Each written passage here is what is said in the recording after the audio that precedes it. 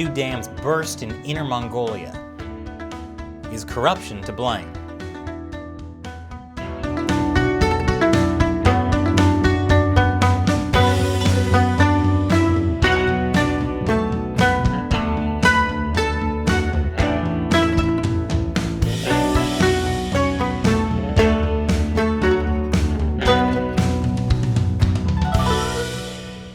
Welcome to China Uncensored. I'm Chris Chappell.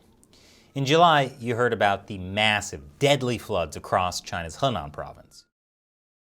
And last Wednesday, I showed you how the Chinese Communist Party put the blame where it really belonged, on foreigners.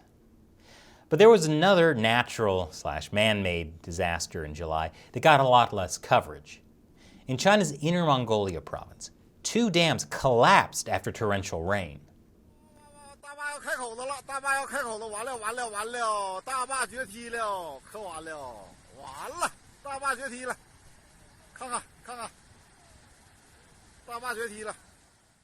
Yes, we see it. It's kind of hard to miss. The two dams that broke are called the Yong'an Reservoir and the Xinfa Reservoir. They're both in the prefecture of Inner Mongolia called Hulunbuir. The local government reported on WeChat that everyone living downstream was safely evacuated. Over 16,000 people were affected, but no casualties were reported. Thank goodness no one died, according to government officials who would otherwise be held responsible. Videos shared online show water drenching houses and destroying farmland. But while naturally occurring heavy rains triggered flooding, the dams should not have burst. The Xinfa Reservoir and Yong'an Reservoir were reportedly reinforced in November 2016. But anyone familiar with Chinese tofu dreg construction knows that sometimes maintenance projects are not done up to standard because corrupt people cut corners to skim money. And anyone familiar with Chinese inspections knows that sometimes the inspectors can be bribed to look the other way. One official addressed this by saying, "Most of China's dams are managed by authorities at the grassroots level who are sometimes incapable of handling the maintenance work." Right, incapable is the word. And on top of that, some of the dams in China are just really old.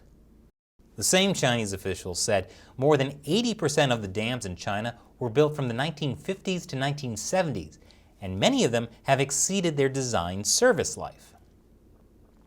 Why not just fix or replace them?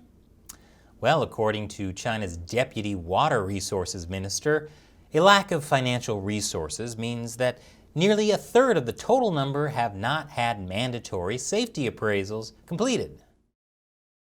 You see, the Chinese government wants to keep its citizens safe, but they just don't have enough money to repair all the dams, after loaning out hundreds of billions of dollars to build infrastructure in other countries. Now that's a damn shame.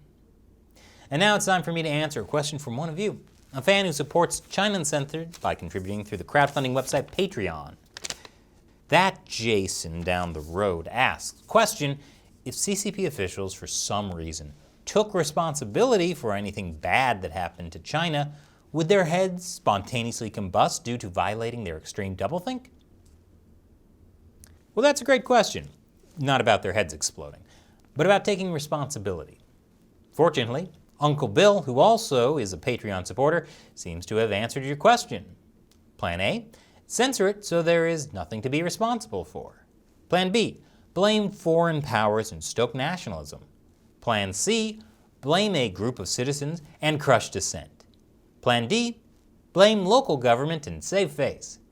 As you see with so many plans, there is never a reason to take responsibility. That's a good answer.